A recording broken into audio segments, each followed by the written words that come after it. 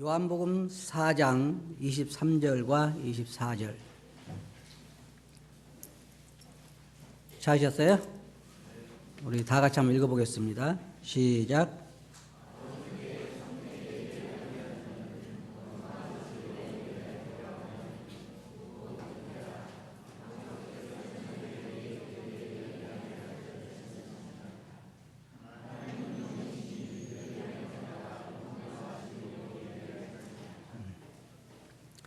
오늘은 예배에 대한 이해라고 하는 주제를 가지고 말씀을 드리겠습니다. 지난 주일에는 우리가 다른 우리 그리스도인들의 삶에 대해서 살펴보면서 목회에 대한 이해를 우리가 이야기를 했었는데, 지난 주에 제가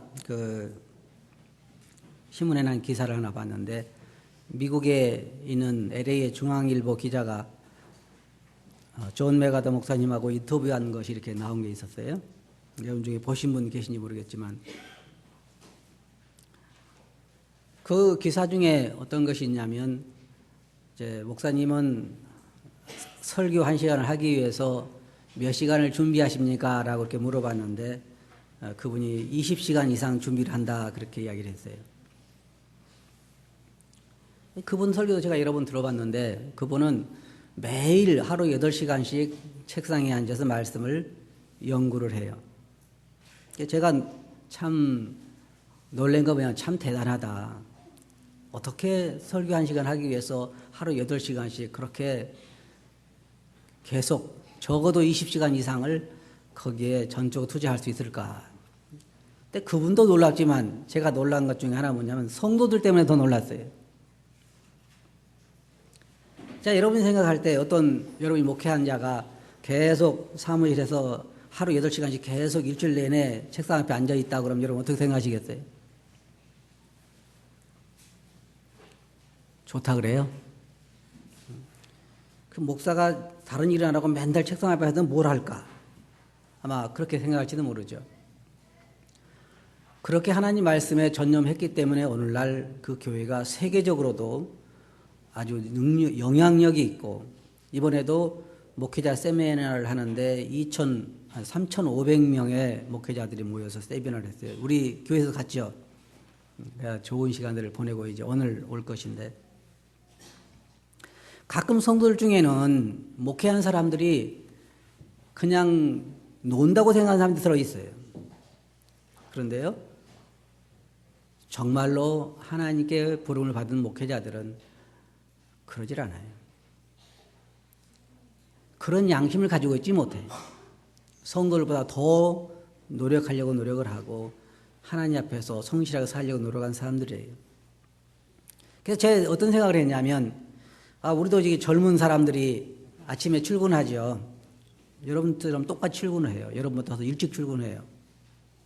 8시까지 출근해서 근무를 하는데, 우리도 그런 교회를 한번 만들어 봤으면 하는 생각이 들었어요. 그렇게 열심히 연구를 하고 준비를 하고 해서 우리 교회도 그렇게 세계적으로 영향을 미치는 그런 교회가 한번 돼봤으면, 그렇지 않아요? 그래서 우리가 정말 그렇게 일꾼들을 밀어줄 수 있는, 왜냐 그들 나름대로 기도하고 준비하고 많은 일을 하기 때문에 그런 믿어주는 좋은 그런 교회가 됐으면 하는 생각을 갖게 됐습니다. 오늘은 예배에 대해서 우리가 이제 이해를 좀 해야 되겠다 하는 생각이 들어서 제가 예배에 대한 정의라고 하는 주제를 가지고 말씀을 이제 드리고, 예배를 우리가 어떻게 이해할까, 예배에 대한 이해, 이 주제를 가지고 말씀을 드리는데, 이 말씀을 보면, 주님께서 하신 말씀을 보면 23절에 아버지께 참되게 예배하는 자들은 영과 진리로 예배한다, 또 그럴 때가 온다, 그렇게 말씀하시면서 하나님은 영이시니, 24절에 하나님은 영이시니 예배하는 자가 영과 진리로 예배할지니라. 예배라고 하는 것은 한마디로 뭘 말하냐면, 우리가 단어적인 의미를 말하면 엎드려 절하다, 그런 의미예요. 엎드려 절하다. 그래서 예배라고 하는 것은 바로 그분의 그 어떠하심 때문에 우리가 그분 앞에 엎드려 그분을 경배하는 것이고, 또 예배라고 하는 것은 우리가 받은 은혜 때문에 그분에게 우리 속에서 넘쳐나오는 감사를 표현하는 거예요. 그게 바로 예배다, 우리가 그렇게 생각하는 것입니다. 예배라고 하는 것은 한마디로 말하면요, 쥐어짜서 나오는 감사가 아니에요. 자, 우리가 오늘 아침에도 예배를 드렸죠. 그럼 이러면 우리 한번 생각해 봅시다. 내 마음을 들여다보면서 내가 하나님께 예배할 것이 무엇인가라고 찾는 그런 것이 예배가 아니란 말이에요. 예배라고 하는 것은 생수가 넘치는 것처럼 내 안에서 하나님으로 말미암아서 하나님이 받은 은혜 때문에, 하나님의 사랑 때문에 내 안에서 흘러 넘치는 감사의 표현이 예배예요. 그냥 막 이게 뭐 짜는 것처럼 짜가지고 한 방울 뚝 떨어지고 그것이 아니에요. 예배라고 하는 것은 그리스도의 삶에 있어서 대단히 중요한 거예요. 왜냐하면 원래 하나님께서 인간을 창조하실 때 이 목적 때문에 창조하셨고, 우리를 하나님을 예배하기 위해서 우리를 창조하신 거예요. 경배하기 위해서. 그리고 우리를 구원하신 목적도 보면은 그러하죠. 여기 본문 말씀 보면 23절에 아버지께 참되게 예배하는 자들은 영과 진리로 예배할 때가 오나니 곧 이때라. 그러면서 뭐라 했어요? 아버지께서는 자기에게 이렇게 예배하는 자들을 뭐라고 그랬어요? 찾으시느니라. 자기에게 예배하는 자들을 찾으신다는 거예요. 예배는 찾으신다. 그래서 하나님께서 우리를 창조하신 목적이 바로 예배를 받으시기 위한 것이고, 그 다음에 우리를 구원하신 목적도 우리가 요한 에베소서를 보면 하나님의 그 자비하심에 대해서, 하나님의 선하심에 대해서 대대로 우리를 찬양케 하기 위해서, 하나님 은혜를 선전하게 하기 위해서 우리를 구원하셨다, 그렇게 말하고 있습니다. 그리고 하나님은 또 우리의 삶을 통해서도 예배를 받으시기를 원하시는 것입니다. 오늘 저는 이 예배에 대해서 생각할 때 제 자신이 많이 생각을 해봤습니다. 오늘 내가 무엇은 말씀을 전해야 될까? 때때로는 자다가도 생각이 나면 그런 생각을 많이 묵상해보곤 하는데, 예배라고 하는 것은 가장 핵심적인 것이 뭐냐면 진정성이라는 게 진정성. 쉽게 말해서 우리 마음으로부터 흘러나오는 진정한 것이에요. 여기에 뭐라고 24절에 뭐라고 말했으면 하나님은 영이시니 예배하는 자가 뭐라 했어요? 영과 진리로 예배를 해야 된다, 그렇게 말하고 있습니다. 여기에서 뭐냐면 영이라고 하는 것은 성령을 말하는 것이 아닙니다. 여러분이 쉽게 이야기한다면 뭐냐면 우리 마음으로부터 우리 속사람이 드려야 한다, 그 말이에요. 영으로 드려야 된다. 즉 다시 말로 말하면 다른 말로 해석을 해서 말씀드리자고 하면은 진정으로 드려야 된다, 그 말이에요. 진정성이 있어야 된다. 마음속에 진심으로 드려야 된다, 그 말입니다. 그래서 예배가 우리가 드릴 때 내 마음으로부터 흘러나오는 그러한 진정성이 그곳에 있어야 된다는 거예요. 두 번째로 여기서 말하고 있는 것은 진리로 드려야 되는 거예요. 영과 진리로. 아무리 내가 감정이 복받쳐 넘치고 내 속에서 뭐가 넘쳐서 감사가 나온다 할지라도 그것은 진리에 근거한 것이어야 된다. 하나님 말씀에 근거한 것이어야 한다라고 우리가 생각할 수 있어요.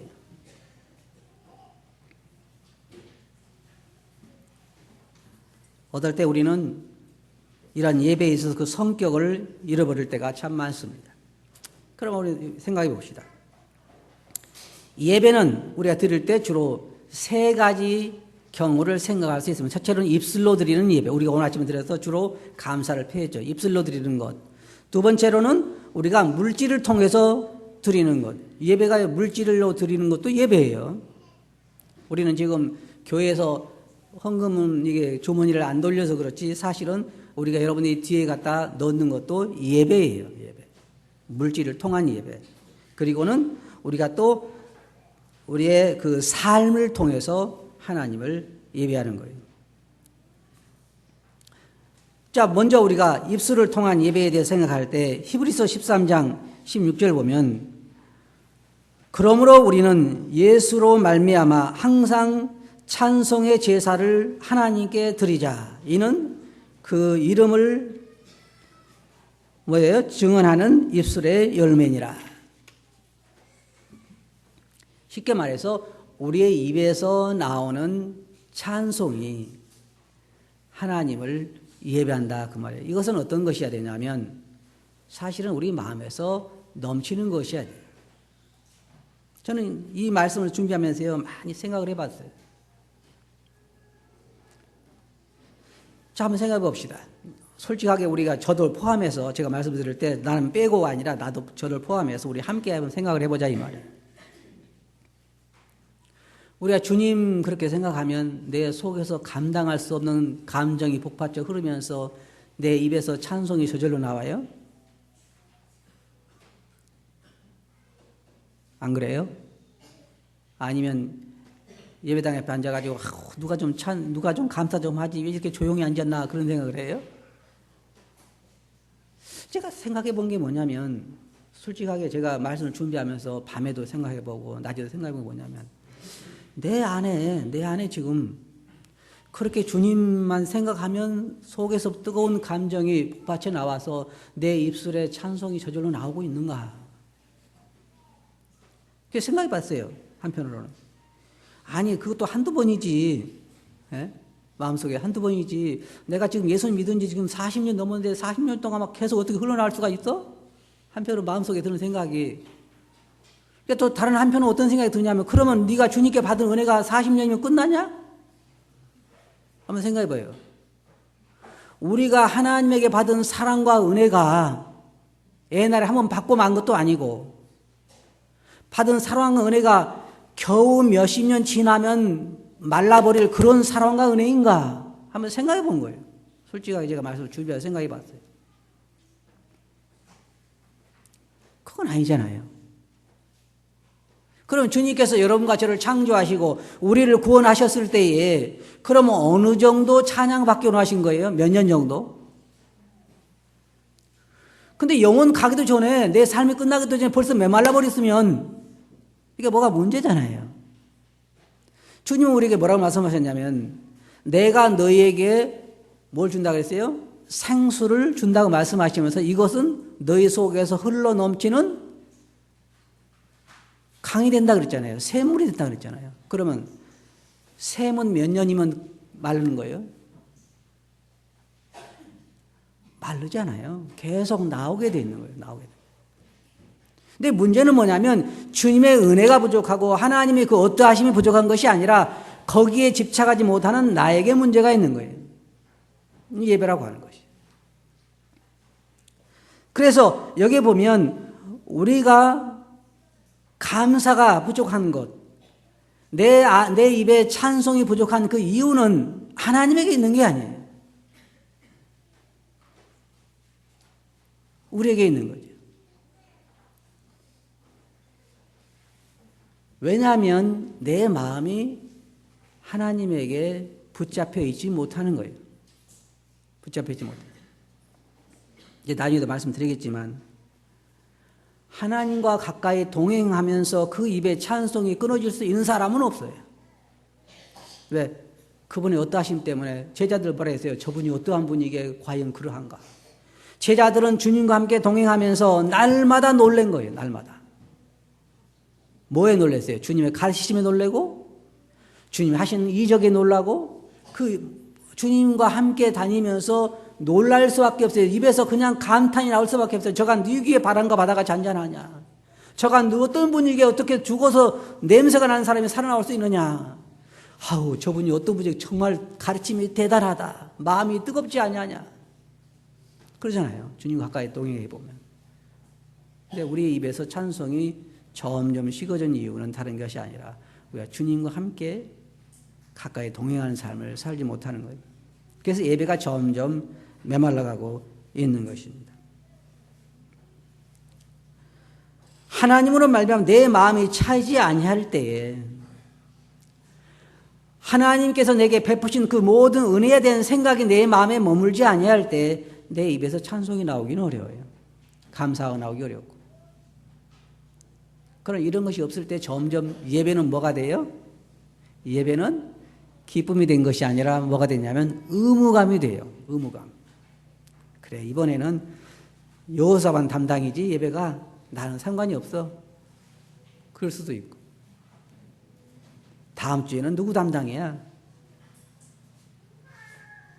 내 영혼이 어떻게 해서 이렇게 메말라 버렸는가를 우리는 곰곰이 지금 생각할 때가 됐어요. 우리가 지금 어떤 시대에 살고 있냐면 말라기 시대에 살고 있어요. 말라기 시대. 처음에 여러분 잘 아시겠지만 이스라엘 백성들은 감사가 넘치고 있지만 나중에 말라기 시대에 보면 이스라엘 백성들에게 하나님에 대한 예배는 아주 귀찮은 것이 되어버리고 말았어요. 너무너무 힘든 것이 되어버리고 말았어요. 두 번째로 우리가 첫째는 우리 입술을 통해서 늘 우리 마음속에 예배라는 것은 여러분 주일날 나와가지고 예배 시간에 그냥 말씀 읽고 감사만 한다고 해서 예배인 것이 아니에요. 평상시에도 내 입에서 나오는 그 찬송을 우리는 생각해 볼 수가 있어요. 두 번째로 물질을 통한 예배인데 이 물질을 통한 예배를 생각할 때 가장 우리가 생각할 말씀 중에 좋은 말씀 중에 하나가 뭐냐면 아나니아와 삽비라에 대한 얘기예요. 아나니아와 삽비라가 땅이 있어서 팔았죠. 그때 베드로가 말했습니다. 아나니아야, 땅 판 것이 이것뿐이냐? 그때 뭐라고 그랬어요? 예, 이것뿐입니다. 그때에 베드로가 한 말이 무엇이냐면 그 땅이 그대로 있을 때는 네 땅이 아니며 팔았을 때도 내 마음대로 할 수 있었던 것이 아니냐. 그렇잖아요? 맞아요. 여러분 마음대로 다 할 수 있는 거예요. 땅 팔기 전에 여러분 땅이고 판 다음에 누구 돈이요? 여러분 마음대로 할 수 있어. 여러분이 회사에 일하고 돈을 받아오면 누구 돈이요? 주님 돈이라고 하지 말아요. 왜? 여러분 마음속에 주님 돈을 안 하고 서니까. 근데 제가 이거 말씀드리고 싶은 건 뭐냐면 사실 주님 거지만 제가 말씀드리고 싶은 건 뭐냐면 월급을 받아오거나 땅을 팔거나 말거나 어떻든 간에 그것이 여러분 임의로 할 수 있다는 거예요. 맞잖아요. 근데 문제는 뭐냐면 체면이 문제예요. 체면이. 아나니아와 삽비라가 가만히 보니까 성도들이 자기들 땅을 팔아서 사도를 발 앞에 갖다 두는 거예요. 근데 자기도 땅이 있으니까 이제 괴로운 거야. 그러잖아요. 땅이 없으면 괜찮을 텐데. 그래서 아주 얄팍한 꾀를 생각해낸 거예요. 뭔 꾀를 생각해내느냐? 아, 나도 땅을 팔자. 그리고는 다 낸 것처럼 해서 뭘 세우고 체면을 세우고 한쪽으로는 감추자. 만약 이래서는 문제가 하나도 안 돼요. 예를 들어서 베드로가 아나니아야 이 땅 판 것이 이것뿐이냐? 그랬을 때 아니요. 저 필요해서 집에 좀 두고 왔어요. 그랬으면 어떻게 됐을까요? 예, 아무런 문제가 없어요. 전혀. 그러니까 베드로 그랬잖아요. 팔기 전에도 네 땅이고 판 후에도 네 돈 아니냐. 근데 어떻게 성령을 속이느냐. 여기서 말하는 것은 이 물질을 드리는 것도요. 여러분 꼭 기억하세요. 이건 예배예요. 예배. 하나님에 대한 자세예요. 그런데 여기 보면 우리 헌금 생활을 보면 사도 바울이 또 우리에게 뭐라고 했냐면 절대로 억지로 하지 말라 그랬잖아요. 억지로 하지 말라. 우리 참 그래도 우리 이평교회는요. 억지로 안 하게 하려고 아무도 안 봐요. 저 뒤에 그냥 이렇게 헌금함을 넣고 여러분이 원하는 대로 이름도 안 쓰고 이렇게 넣게 돼 있어요. 그런데 다음 주부터 이름 써가지고 봉투로 제게 가져오세요. 그러면은 이제 문제가 생기기 시작을 해. 무슨 문제예요? 액수를 정하는데 큰 문제가 와 이제. 내가 다 대강 얼마씩 받는 거 다 알고 있는데 적게 넣자니 그렇고 이게 큰 문제란 말이에요. 그럴 때에 갈등이 시작되는 거예요. 그래서 여기에 보면 물질을 통한 이 헌금 생활에 있어서 사도 바울은 뭐라 하냐면 억지로 하지 말라는 거예요. 할 수 있는 만큼 하라는 거예요. 그리고 뭘 말하냐면 또 뭐라고 덧붙였냐면 인색함으로 하지 말라는 거예요. 인색함으로. 인색한 게 뭐예요? 물질이 그 정도 되면서 하나님 앞에 그렇게 인색하지 인색하게 하지 말라는 거예요. 기쁨으로 하라는, 기쁨으로. 모든 예배가 그래요.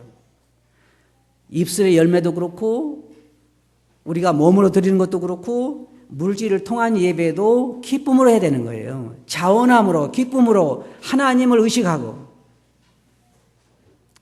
근데 교회에서 보면요, 제가 이게 결코 부정적으로 말씀드리는 것이 아니에요. 우리 자신들이 어디에 있는가 한번 생각해 보자고 말씀드리는 거예요.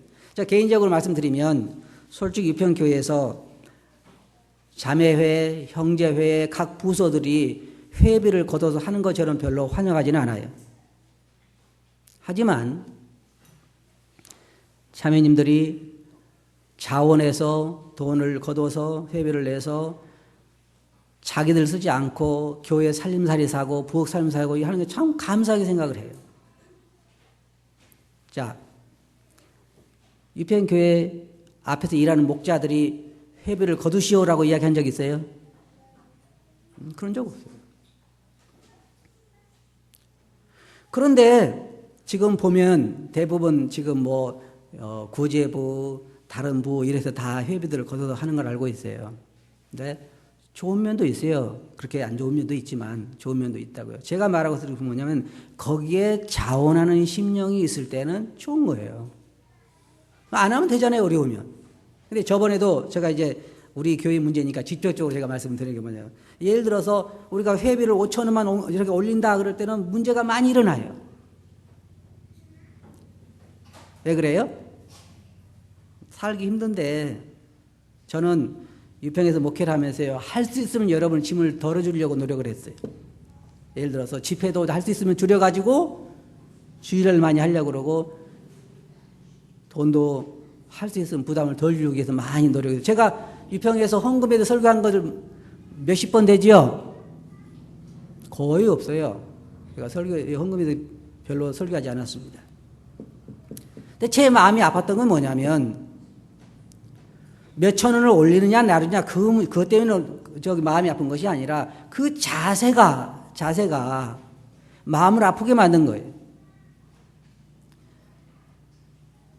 예를 들어 지금 제가 가만히 보면 우리 형제자매들 보면 아이들도 그렇고 어른도 그렇고 신는 거 입는 거 가만히 보면요 거의 다 보면 메이크업들이 아닌 게 별로 없어. 제가 볼 때 그러면은 저는 운동화를 사기 위해서 이마트, 롯데마트를 몇 번이나 가는지 몰라요. 그래가지고 어디로 메이커 있는 데 가면은 그냥 나오기가 10번 가면 10번 나와. 그 값보고 못 사. 그래가지고 그렇지 않을 때도 있지만은 그래가지고 주로 이제 어디를 주로 많이 가냐면 길거리에서 막 쌓아놓고 파는데 제가 여러분들이 그걸 싫어하는 얘기는 아니에요. 절대로. 여러분 자녀들에게 지금 메이커 신발을 사시키고 보통 어떤 사람들을 보면은 그냥 100만 원 이상을 자기 몸에다 지니고 사는 사람도 있어. 신발부터 시작해서 뭐 등산복 뭐 해가지고 그렇게 하는 사람도 있어. 여러분이 그렇다는 게 아니에요. 지금 다른 교회 이야기하는 거예요. 그런데 제가 마음이 아픈 건 뭐냐면 그 몇천 원은 그것 때문에 그렇다는 것 자체가 저는 하나님 보실 때 제가 이번에 구제부에서도 우리 교회에 나오는 여러 가지 박스라든지 이게 그걸 모아가지고 팔아서 자금을 마련해 쓰겠다. 그래서 전 좋게 생각해요. 얼마나 좋아요. 그런 것들을 자원을 낭비하지 않고 그렇게 모아서 팔아서 하는 건 참 좋은 거 저는 환영을 해요. 근데 제가 자면서 조용히 하나님 편에서 한번 생각해 봤어요. 제가 이제 몇 년 아니면은 칠순이 오는데 제 아들하고 며느리하고 딸하고 사이가 모여가지고 가만히 방에서 하는 얘기를 들으니까 우리 한 달에 2만 원씩 모으자. 예를 들어 한 얘기로 그렇지 않아요. 오지 마세요. 예를 들어서 한 얘기예요. 한 달에 2만 원씩 모아가지고 아버지 칠순 회갑에 칠순 때 우리가 여행을 보내드리자. 그러니까 난리가 났어요. 나도 살기 어려운데 왜 2만 원씩 내냐. 그건 안 된다. 한쪽에서 그러니까 너는 딸이 돼가지고 사이가 돼 그것도 못 내냐. 막 한참 싸워요. 제가 듣기가 좋을까요? 안 좋을까요? 차라리 안 하고 말지. 그런데 조금 있으니까 다 합의가 돼가 좋게 나와 얼굴들이 환해가지고 어떻게 되는가 봤더니 해결책이 뭐냐면 각자 자기 집에서 나오는 고물을 모아가지고 팔기로 했대. 그래가지고 그거 가지고 칠순잔치 해드리자. 기분 좋지요? 에? 그게 지금 누가 하고 있는 줄 아세요? 우리가 하고 있어요. 하나님 앞에서. 우리가. 우리는 직장에 다니면서 한 달에 수백만 원씩 받으면서 하나님을 위해서 사용하는 것에 굉장히 인색해요. 제가 말하는 것은 돈의 액수를 말하는 게 아니에요. 지금 여기서. 여러분들 우리 교회는 부담 주잖아요. 회비 없으면 안 내도 돼요. 그잖아요. 우리가 책 할 때도 책 내지 말라 그랬잖아요. 돈 없는 사람은. 안 내도 돼요. 그럼 누가 결정해야 돼요? 내가 하나님만 결정하면 되는 거예요. 회비 없으면 안 내도 되고. 우리가 또 그 예찬하는 것도요, 참 고생이 많은 줄 알고 있어요. 우리 형제들도 한번 예찬 한번 했으면 좋겠어요. 이 말씀 끝나고 형제들 모여가지고 예찬 당번들 한번 만들어 봐요. 쉽지 않아요. 하지만 주님이 원하신 건 뭐예요? 어려우면 안 하면 되잖아요. 근데 주님이 원하신 건 이거 주님을 섬기는 것 때문에 즐거움으로 해야 된다는 거예요. 이게 하나님 예배예요. 그리스도인의 삶의 모든 것은 예배인 거예요. 맞아요? 그럼 거기에 뭐가 있어야 돼요? 진정성이 있어요. 진정성. 예배에는 진정성이 있어야 돼요. 거기에 뭐가 또 와야 돼요? 즐거움이 와야 돼요. 즐거움. 돈을 내고 안 내고 문제가 아니라, 회비를 내고 안 내고 문제가 아니라, 내가 지금 섬기는 것은 하나님이에요. 무엇을 하든지 마음을 다하여 누구에게 하듯 주께 하듯 하라. 이는 뭐였어요? 우리가 주 예수 그리스도를 섬기기 때문이라 그렇게 말하고 있는 거예요.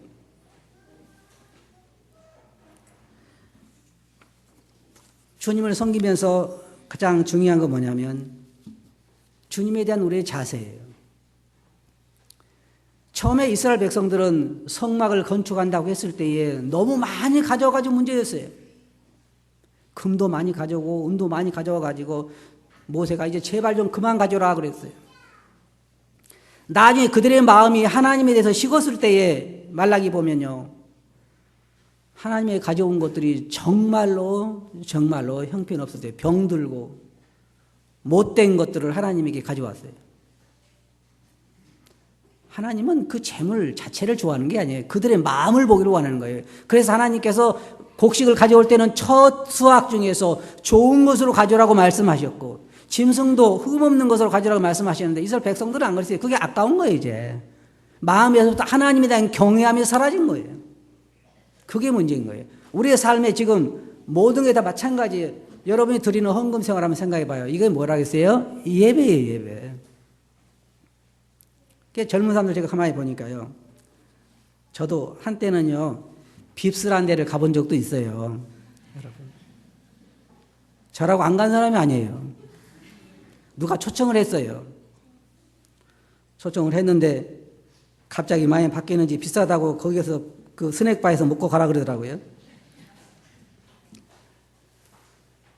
우리 학생들도 보면 학생들이 돈이 없대요. 청년들 보면 직장이 없기 때문에 돈이 없다고 그래요. 이해를 해요. 그래서 헌금을 안 한대요. 돈이 없으니까. 가만히 보면은 빕스도 잘 가고 또 뭐예요? 뭐 스타벅스인가? 또 뭐 있죠? 거기 뭐 비싸게 파는 것들. 또 뭐 그런데 잘 가요. 그럼 거기가 한 번 가면 얼마예요? 적어도 10,000원 넘죠? 15,000원, 20,000원 막 그렇게. 피자집도 잘 가고 영화도 잘 가. 가만히 보니까 놀러도 잘 다니더라고요 다들. 그렇게 하지 말아야 된다고 이야기하는 게 아니에요. 제가 말하는 거죠. 우리 그리스도인들이 할 수 있어요. 그런데 제가 말하는 것은 하나님에 대한 내 자세는 어떠하냐 이 말이에요. 하나님에 대한 내 자세. 주님을 위해서, 저도 지금 제가 제 가정 얘기를 자꾸 해서 참 죄송합니다만은, 저는 할 수 있으면 제 아내에게 그래요. 아이고 아들이고 딸이고 저들 다 컸으니까 이제 신경 쓰지 말라고 그래요. 그런데 제 아내 보면요, 맨날 뭐 이거 맛있는 거 있으면 얘 누가 아침에 갖다 줬으면 좋겠다 그러고, 또 뭐 좋은 거 있으면 딸 줬으면 좋겠다. 제발 그것 좀 하지 말라고 그래요. 그런데 아들, 딸은 그런 생각 할까요? 이거 우리 아버지 갖다 드려야 되는데 어머니 갖다 드는데 그래요? 절대로 안 할 거예요. 지 자식이나 생각하지. 그러잖아요. 그런데 예를 들어 한번 생각해 봐요. 여러분 자녀들이 모여가지고 칠수날 잔치를 의논하면서 서로 마음이 상해가지고, 아니 팔수날 잔치를 하면서 서로 마음이 상해가지고, 노인애들이 왜 이렇게 안 죽고 빨리 죽어야지 늦게까지 살아가지고 이 고생을 시키는지 모르겠다 그러고, 그런 얘기 들을 때 기분 좋아요? 맨날 제 아들, 딸이 모여가지고 노인 문제가 큰 문제라 그러면 제가 들을 때 기분이 좋겠냐고요. 안 좋겠지. 그런데 오늘 우리가 예배 주제가 뭐예요? 모든 걸 다 아시는 주님. 여러분이 주님을 향하여 물질을 어떻게 사용하는지, 여러분이 가정에서 여러분 가정을 위해서는 어떻게 물질을 사용하는지, 여러분은 쉽게 가정을 데리고 나가서 외식하고 쉽게 그냥 메이크업 물건 몇십만 원짜리 사서 입고 신고 그렇게 하면서 하나님을 위한 일에 10,000원, 5,000원, 몇만 원 쓰는 거에 대해서 그렇게 인색한다고 하면, 제가 여러분 책망하는 게 아니에요. 지금 제가 말씀드린 우리 교회 이야기하는 게 아니에요. 제가 마음이 아픈 건 뭐냐면 하나님에 대한 내 마음의 자세가 정말 병들었다는 거죠. 병들었다. 나는 모르지만 그 모든 걸 다 아시는 하나님께서 나의 삶을 보시면서 내가 드리는 예배에 대해서, 내가 드리는 물질에 대해서 어떤 마음을 가지실까 하는 것입니다. 주님은 한 과부가 헌금통에 돈 넣는 걸 보시면서 뭐라고 말씀하셨냐면 그 생활비 전부를 넣느니라 그러면서 그 중에 제일 많이 헌금했다 그러잖아요. 하나님 뭘 원하시냐면 예배에 있어서 가장 중요한 거 진정성을 원하는 거예요. 자원하는 심령을 원하는 거예요. 얼마를 드렸든지 아니면 어떤 일을 하든지 그 마음속에 주님을 향한 진정한 사랑이 있는가. 제가 오늘 아침에 이 말씀을 전하기 위해서 제 아내에게 한 번도 질문하지 않았던 질문을 했어요. 당신은 3가지 중에 하나를 대답해봐라. 하나는 어쩔 수 없어 나하고 살고 있냐? 아니면 그냥 필요하니까 사냐? 아니면 사랑해서 사냐? 물어봤어요. 여러분 어떤 거 한번 생각해 보세요. 여러분, 얘들아. 1번 어쩔 수 없으니까 이제 와서 이혼하기 싫으니까 산다. 2번째 그냥 늙어서 필요할 것 같으니까 어쩔 수 없이 산다. 3번째 사랑하니까 산다. 제 아내가 뭐라고 대답했을 것 같아요? 3번이면 얼마나 좋겠어요.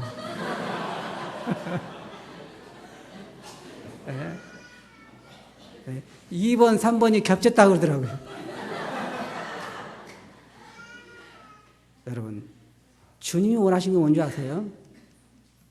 주님이 원하시는 건 하늘나라만 가기 위해 주님 감사하다고 말하는 거 원하는 것이 아니라 여러분의 입에서 나오는 그 말들에서, 여러분 마음속에서 나오는 주님에 대한 그 예배에서, 그리고 여러분들이 주님께 드리는 그 물질에서 주님은 마음을 읽으신다고요. 여러분 진정성을 보신다고요. 나를 향한 사랑이 얼마 정도인가.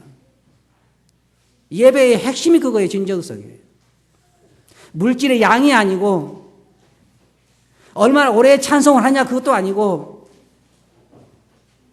여러분 삶에서, 여러분 드리는 그 물질에서, 여러분 드리는 그 예배에서 진정성을 보기를 원하는 거예요. 그렇지 않으면 뭐가 돼요? 기만이에요. 기만. 내 마음 일주일 동안 내가 죄악 가운데 있으면서, 내가 일주일 가운데 성경을 한 번도 보지도 않고, 내가 일주일 동안 하나님을 잊어버리면서 주일날 교회만 와가지고 성경에 펴놓고 예배를 드린다고 하면, 말씀 본다고 하면 하나님을 예배로 보는 게 아니라 기만으로 보는 거예요. 맞지 않아요? 그러면 한번 생각해 봅시다. 왜 우리 삶에서 솟아나오는 감사가 그렇게 점점 메말라가서 이제는 길러내야 되고 짜야 나오는 것이 될까요? 왜 하나님께 드리는 물질을 드리는 이 예배에서 내가 인색함이 그것에 나타나야 할까요? 내 아이에 대해서, 내 자신에 대해서는 그렇게 인색하지 않으면서 몇만 원, 몇십만 원 그러면서 왜 하나님의 일에, 주의 일에는 그렇게 인색한 사람이 되어야 하느냐. 첫째로 제가 볼 때요, 이유가 뭐냐면 이제 우리 손에서 성경이 떠난 것 같아요. 성경 대신 우리 손에 뭐가 주어졌어요? 핸드폰. 집에서도 손에 뭐가 있어요? 핸드폰. 교회 와서 뭐가 있어? 손에 또 핸드폰. 성경 대신에 핸드폰이 들어있어. 지금 요즘 좋은 변명으로 핸드폰 성경 봐요. 그죠? 그럴 거예요. 다른 건 잘 안 봐요. 성경만 보지 핸드폰으로. 성경이 점점 우리에게서 멀어져 가고 있어요. 그러니까 주님이 우리 마음에서 점점 사라지는 거예요. 전 생각해 봤어요. 어떤 사람들은 일주일 내내 보면은 그냥 시간만 되면 텔레비전으로 쫓아가가지고 연속곡을 틀어놓고 한쪽 손은 밥을 퍼놓으면서 연속곡을 보면서 그렇게 또 다음 주에는 뭐가 있을까 막 벌써부터 궁금해가지고 내일은 뭐가 궁금해가지고 그런 감정이 내 속에 있는데 왜 성경은 들기만 하면 졸리는 것일까? 세상에 제일 좋은 수면제예요. 내 영혼이 병들었기 때문에 그런 거예요. 그래서 예배가 메말라가고 하나님께 쓰는 것이 인색해지고 하나님께 드리는 내 삶이 인색해지는 거예요. 진정한 예배가 아니에요. 여러분, 우리는 여러분의 예배를 평가할 수 없어요. 하지만 누가 알아요? 주님이 아셔요. 주님이.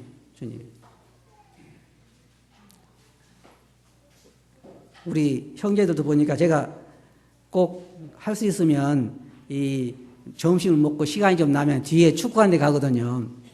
축구한 데 가서 본의 아니게 앉아서 관람을 할 때가 있는데 형제들 가만히 보니까 축구화 좋은 거 사는 거 참 좋아하더라고요. 그래서 내가 한번 물어봤어요. 축구화가 얼마 가냐 물어봤더니 뭐 10만 원, 20만 원, 30만 원도 가고 그런다고 그래요. 그거 사주니까 막 좋아하더라고요. 보니까 자기 자매가 사줬대요. 어떤 형제 보니까.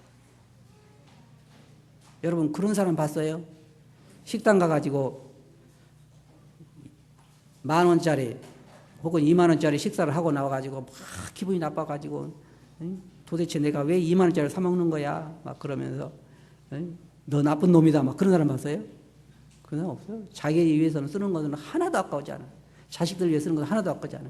다만 아까워하는 데가 있어. 두 군데가 있어. 부모를 위해 쓰는 건 아까워하고 또 하나는 하나님 위해 쓰는 건 아까워해. 부모는 자식을 위해 쓰는 건 아까워하지 않아. 내가 볼 때 미련해서 그러는 것 같아. 자식은 하나 생각 안 하는데.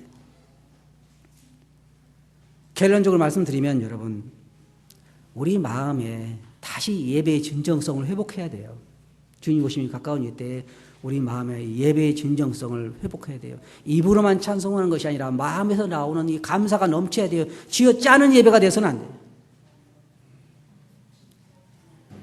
우리의 예배의 진정성이 있어야 돼요. 주님께 말씀하신 신령과 진정으로 예배해야 한다. 헌금 생활도 마찬가지예요. 내 그 헌금 생활에 진정성이 있어야 되는 거예요. 다 드리라는 것도 아니에요. 적어도 내가 하나님 앞에서 드릴 때 그 드리는 물질에 진정성이 있어야 돼요. 내 마음이 담겨져 있어야 돼요. 아무도 몰라요. 주님만 아시잖아요.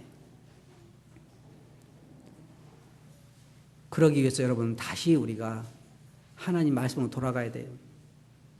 내 마음에 사도 바울이 말한 것처럼 하나님 말씀이 너희 속에 풍성히 거하여 주님으로 내 마음에 채워지지 않으면